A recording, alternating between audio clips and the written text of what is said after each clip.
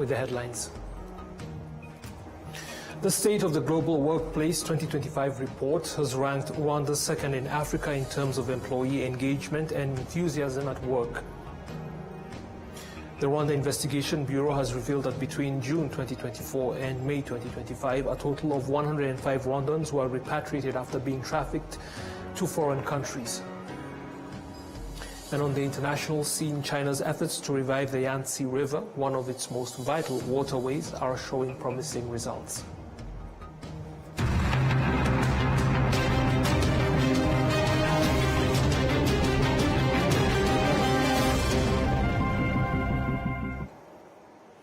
Now straight to the details. Thank you again for taking the time to join us.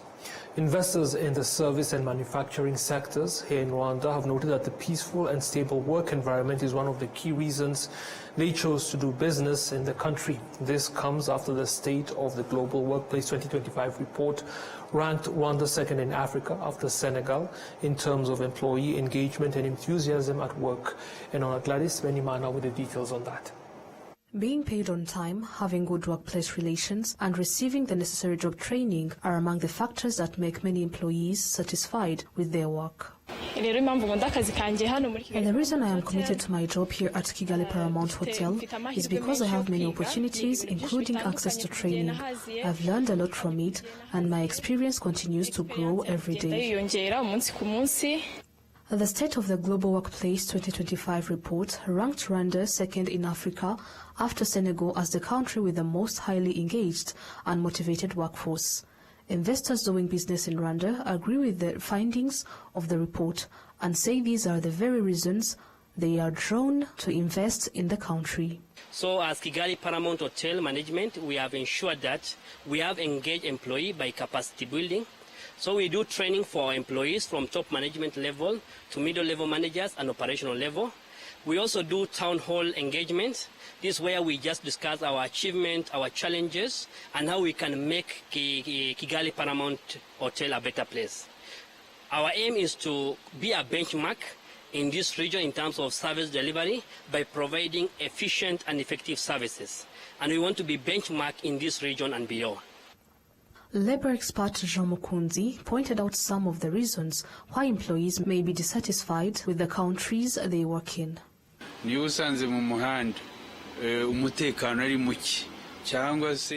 find that there is insecurity on the road or that people are not following the law, of course it affects what you are going to do. And when you encounter other obstacles like corruption, you realize that there are many different factors that need to come together in order to achieve good results and maintain the motivation to reach them. On the other hand, Rwanda ranks 17th in Africa among countries where workers are most likely to switch jobs when new opportunities arise. The Minister of Public Service and Labour, Ambassador Christine Nkurikinka, stated that employees working in unstable environments are not productive. Workers and employers' organizations, your dialogue and leadership are essential to workplace harmony and increased productivity. Let us build a labour market that values hard work, rewards innovation, and leaves no one behind. Let us make employment a cornerstone of our Vision 2050, a lived reality for all. Let us honor our workers with opportunities, not only with words. Let us build a Rwanda where every citizen can learn, earn, and thrive. The report, which covered 160 countries, also revealed that employee engagement worldwide declined, dropping from 23% in 2024 to 21% in 2025, resulting in a global economic loss of $438 billion. The Rwanda Investigation Bureau has revealed that between June 2024 and May 2025, a total of 105 Rwandans were repatriated after being trafficked to foreign countries. The agency is urging the public to remain vigilant and avoid falling victim to human trafficking schemes. During a press briefing held on Monday, RIB's spokesperson, Dr. Thierry Murangira, explained that human traffickers use a wide range of deceptive tactics to lure their victims. He emphasized that human trafficking affects people across all backgrounds and that both educated and uneducated individuals are at risk. Between July 2024 and March 2025, RIB was able to prevent the trafficking of 57 individuals by foiling attempts to exploit them. Now, from June the 29th to July the 4th, armed forces from the East African Community member states will be in Rwanda to join defense and security citizen outreach program activities aimed at improving community well-being. This is part of the annual EAC Civil Military Cooperation Week. Adam Squizera with more on that. In a continued efforts to strengthen collaboration between the population and security organs, particularly the military and police, Rwanda has institutionalized a new defense and security citizen outreach program designed to support citizens in various parts of the country. Brigadier General Ronald Rivanga says that over the years, these initiatives have significantly contributed to improving the livelihood of the people. The army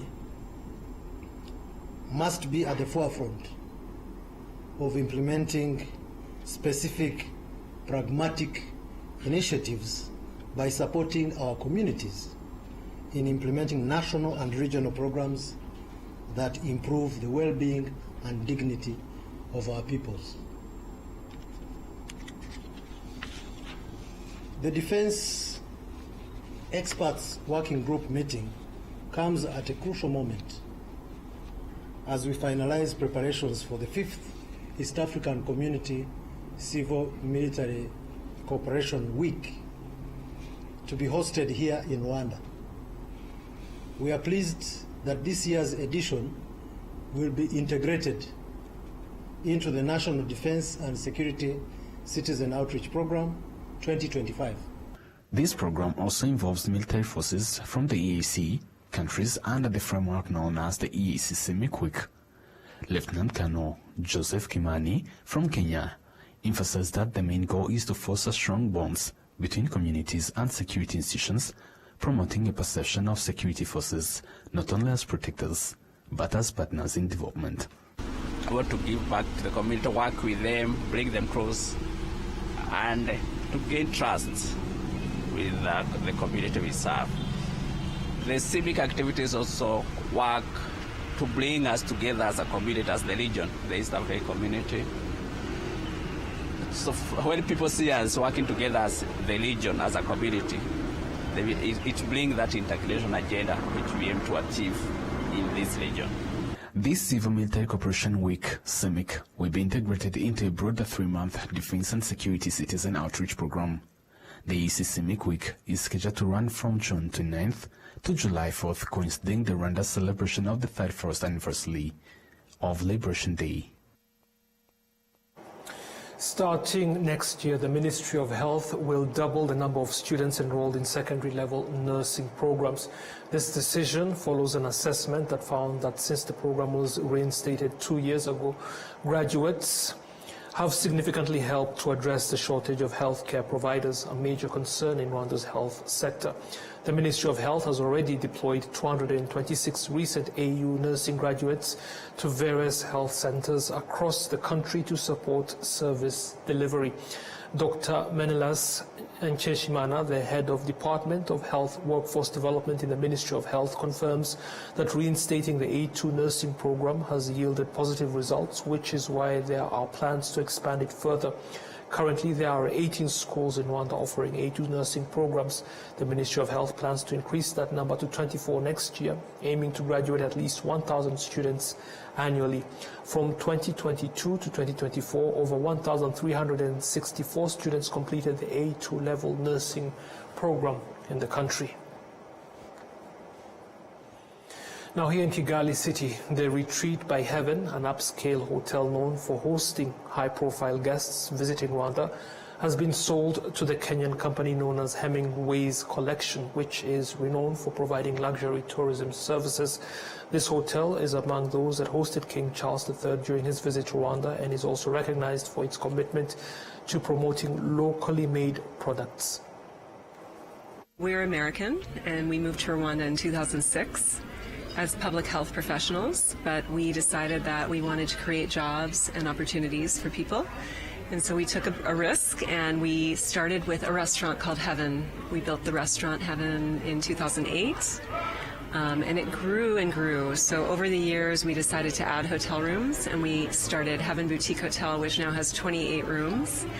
And the idea was to employ and train young people in hospitality skills, and to do it in a very practical way. Because we found at the time in 2006 there wasn't a lot of teaching, and yet tourists were coming to Rwanda for the gorillas, for tourism, and then there wasn't a lot of training though in hospitality. So we took the first step in creating a practical training program for cooking, housekeeping, customer service, and we taught these skills hands-on with our staff. And in about 2017, when government of Rwanda wanted to become a luxury destination, we decided to take another risk and built the Retreat, where we are now, which is our luxury 5-star boutique hotel with 20 rooms. And we're able to employ even more people. So the graduates of the hospitality training program at Heaven then moved up to work at the Retreat, which was a more luxury property. And then we opened a fusion restaurant here. So we now have 2 hotels, 2 restaurants, and a small tour company called Heaven Experiences. And we started that when we opened the Retreat in 2018 because tourists were asking us, what should we see and do in Kigali? Not the parks, not the wildlife. And so we became experts at the art, the fashion, the food scene, the coffee, the tea in Kigali, and even walking tours because of the cleanliness and safety of Kigali. So Heaven Experiences became known for our very unique cultural city tours. And that is what encaptures all of what we've built over the last 18 years. This is a really special hospitality company that has a big heart, big soul. 3,500 young people have come through Heaven to learn skills to be employed here.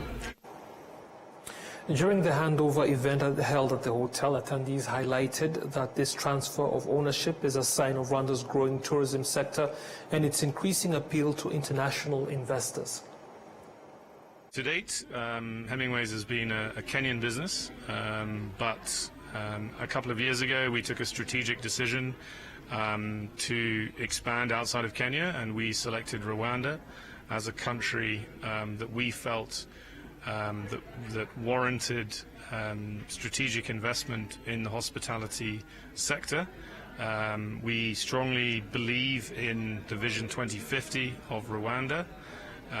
We've been amazingly supported over the last 2 years as we have worked through this transaction by both friends from the public and the private sector in Rwanda, and we're very confident in the vision of Rwanda tourism going forward, which is focused obviously on low volume, high value tourism, and focused really on the people of Rwanda and the culture of Rwanda, and showing that to the world. I think in due course we will look to introduce the Hemingway's brand into Kigali. In terms of other investments, please give us some time to get into the business a little bit and get settled into Rwanda. But I would hope that this is not our only investment in Rwanda, and that we can continue to expand our operation in the country. Now to agricultural matters, and cattle farmers in Rwanda's eastern province have been urged to adopt more modern livestock practices.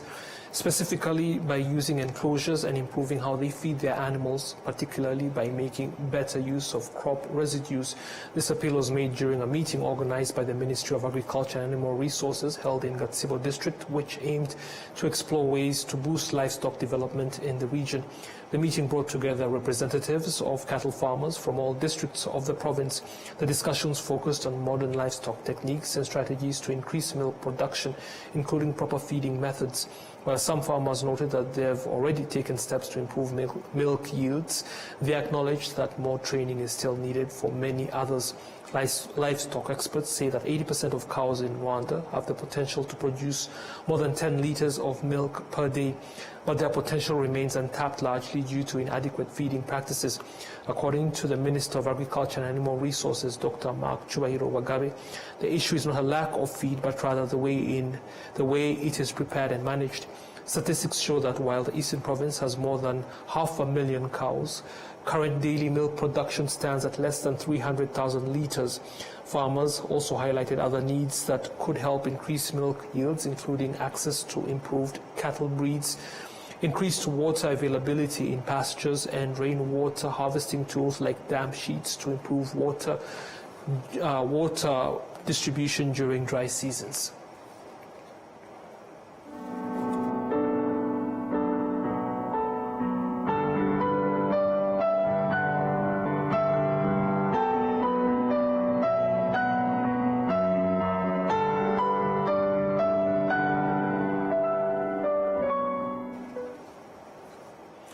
For survivors of the genocide against the Tutsi who were rescued at Kabgayi, June the 2nd is a day that symbolizes rebirth, marking the moment that the RPF Inkotanyi forces arrived and saved them. On Monday, communities in Muhanga district and survivors from across the country gathered at the Kabgayi Genocide Memorial to commemorate the 31st anniversary of the genocide and remember the day of their liberation. During the commemoration, 11 bodies were laid to rest with dignity at the memorial. 8 had recently been discovered, while 3 were exhumed from places where they had been buried without proper respect. Speaking on behalf of affected families, Atanazi Handajijimana expressed gratitude to local authorities for supporting them through the reburial process and condemned those who continue to withhold information about where the bodies of victims were dumped during the genocide against the Tutsi. Southern Province Governor Alice Kaitesi addressed the gathering, reflecting on the events that led to the genocide and urged young people to embrace the values that characterize the RPF Inkotanyi who liberated the country, many of whom were themselves just young men and women at the time of the liberation struggle. The Kabgayi Genocide Memorial is the resting place for over 12,000 victims. At the height of the genocide, Kabgayi had become a major refugee site, with more than 50,000 Tutsis seeking safety there, yet only a few survived. Many others were later killed, some thrown into the Nyabarongo River.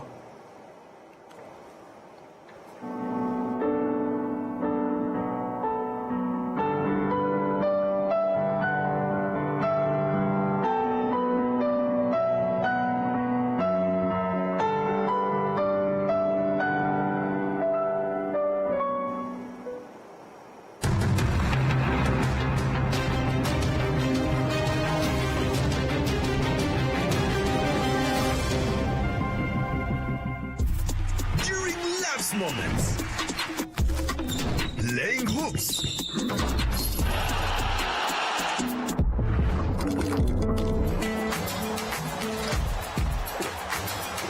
Giving away.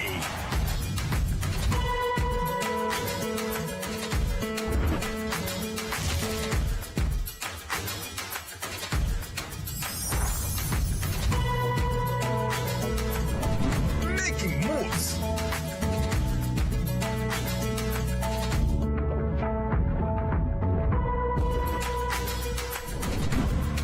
Breakfast with family. Inyanje is always there. Whatever the occasion, whatever the moment, always ask for Inyanje. Nyiri muto arababwiraga data bati ntabwo wagira umukamo mwinshi utunze inka imwe, ariko nigeze acika intege. Mama akinjira mu bucuruzi harabamubwiraga bati ntabwo watera imbere udakorera mu iduka rigezweho, ariko ntibyamusubije inyuma, yakoranaga umwete. njye muri kaminuza hari abanshidikanyagaho bavuga ko nashobora kaminuza naturuka mu muryango wifashije, ariko byarangiye nangiza amateka mashya. Igihe cyo gutera ishema umuryango wanjye kigeze, bamwe bakomeje kumbwira bati ntabwo watera umuryango wawe ibyishimo n'ishema, ariko narabishoboye. Hari abakekaga ko nasigira umurage ukomeye abankomokaho, ariko ubu mfite uruganda rutunganya amata. Banki ya Kigali yabaye umufatanyabikorwa wanjye mu rugendo rwose, inzozi zanjye zibimamo. Bigereho. Intego y'u Rwanda yo guhinduka igihugu giteye imbere ku ruhando mpuzamahanga kandi cyihagije mu byo gikeneye byose izagerwaho binyuze mu kugira abakozi bafite ubumenyi buhagije mu bijyanye na tekinike zitandukanye mu nkingi zose z'ubukungu nk'ikoranabuhanga, ubwubatsi bw'ibikorwa remezo, itumanaho rigezweho, ubwenge buhangano cyangwa artificial intelligence, iterambere ry'inganda, ubuhinzi bugezweho, ingufu zisubira, ikoreshwa rya za drone, ubwikorezi bw'abantu n'ibintu, guhanga ibishya, ubushakashatsi n'ibindi. Nk'uko bigaragarira amaso ya buri wese, mu myaka 30 ishize u Rwanda rwageze kuri byinshi mu rugendo rw'iterambere. Kugira ngo igihugu cyacu gikomeze kwihuta mu iterambere rero, birasaba ko twese, cyane cyane urubyiruko, tugira uruhare rufatika muri uru rugendo. Uti gute rero? Nta kindi bisaba uretse kwibuka ko turimo kugana mu isi iyobowe na tekinoloji, aho agaciro k'umukozi kazaba kagereranywa n'ubumenyi afite muri tekinike zitandukanye zubakiweho iterambere ry'ubukungu. Kugira urubyiruko ruhagije rufite ubumenyi mu bya tekinike byitezweho kwihutisha iterambere no kuzamura imibereho ya buri munyarwanda ku rwego rutari rwarigeze kubaho. Ngiyi impamvu urwego rw'igihugu rushinzwe imyigishirize ya tekinike, imyuga n'ubumenyingiro, RwandaTV Board, rukomeje kongera udushya mu masomo ya tekinike, imyuga n'ubumenyingiro, agahuzwa n'aho isi igeze mu bijyanye na tekinike n'ikoranabuhanga mu nkingi zose z'ubukungu bw'igihugu cyacu. Ese wari uzi ko aya masomo ya tekinike agezweho ushobora kuyatangirira mu ishuri ryisumbuye rya tekinike, Technical Secondary School, ukazayakomereza muri kaminuza zitandukanye, ukazarangiza ubaye inzobere mu cyiciro cya 2 cyangwa se cya 3 cya kaminuza? Erega unabishatse wazanakorera impamyabushobozi y'ikirenga muri tekinike y'amahitamo yawe, ubundi inzozi z'ubuzima zikazasigara ari impamo kuri wowe n'abawe ndetse n'igihugu muri rusange. Wisigara rero kandi ntibazakubeshye, ibihugu byose bikize cyane ni inzira byanyuzemo. Ubu butumwa nubwo urwego rw'igihugu rushinzwe imyigishirize ya tekinike, imyuga n'ubumenyingiro, RwandaTV Board.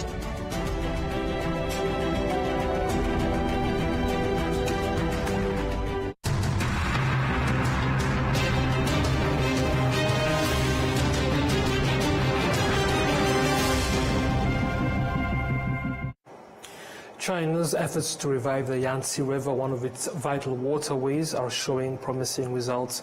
The river, which provides for nearly 400 million people, had been severely polluted due to rapid urbanization and overfishing in recent decades. Now, a comprehensive cleanup initiative launched by the government is yielding tangible improvements. Al Jazeera with the details. The Yangtze River is one of the longest in the world. Cutting across central China and flowing east, it's been a lifeline for people living here for thousands of years. Dai Kui operates this cleanup boat 11 hours a day. He says he's ensuring the Yangtze will continue to provide for generations to come. The water quality is better. There's much less garbage. There used to be a lot of floating objects on the surface. You can see the color of the water is different now. It's clean. But the river didn't always look so pristine. Just 8 years ago, parts of it looked like this. Rapid urbanization improved people's standard of living, but had the opposite effect on the health of the river.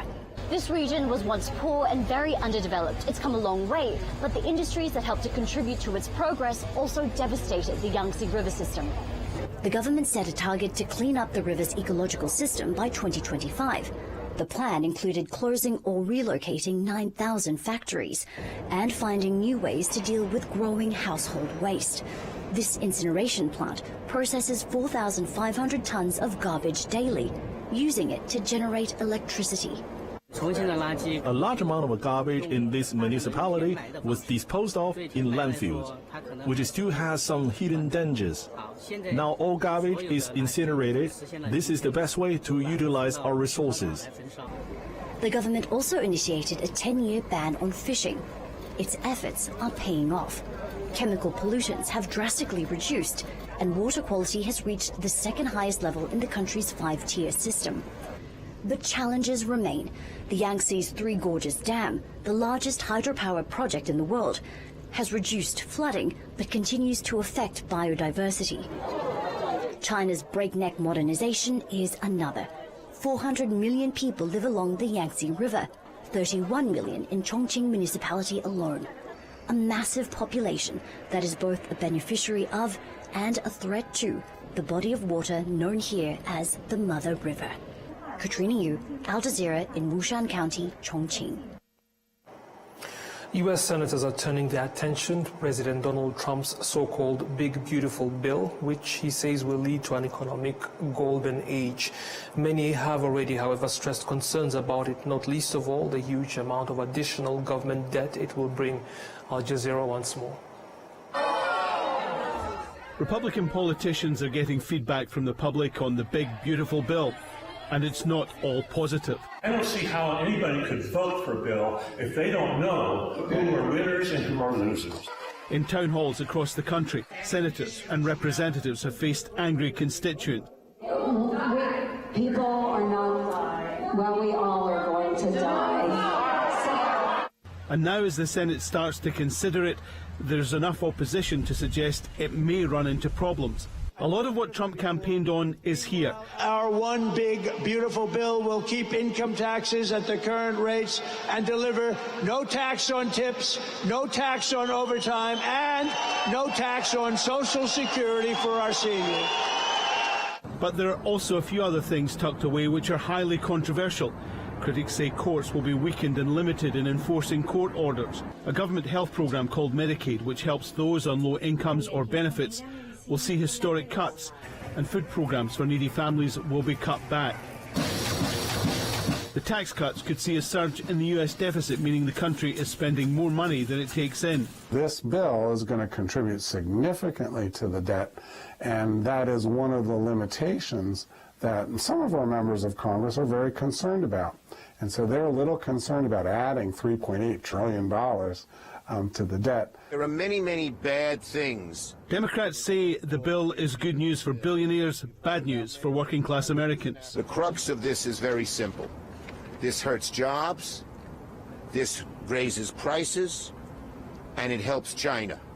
So now the bargaining begins in the Senate. The bill may look different at the end of it, but Trump still wants to sign it on July the 4th. Alan Fisher, Al Jazeera, Washington. Before we go, let us take a quick look once again at the headlines. The State of the Global Workplace 2025 report has ranked Rwanda second in Africa in terms of employee engagement and enthusiasm at work. The Rwanda Investigation Bureau has revealed that between June 2024 and May 2025, a total of 105 Rwandans were repatriated after being trafficked to foreign countries. And China's efforts to revive the Yangtze River, one of its most vital waterways, are showing promising results.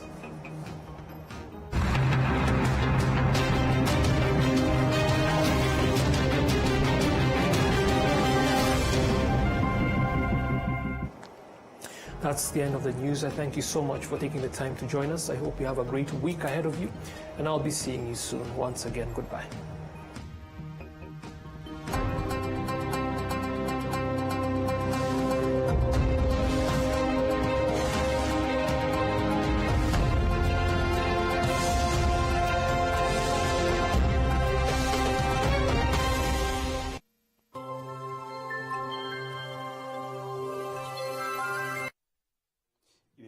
Kuri mwe mwese mutwurikiye tubaha ikaze ku makuru y'icyagihe mutegurirwa na Meteo Rwanda. Ije kugezaho nitwa Bugirande Emmanuel. Tutangira tubera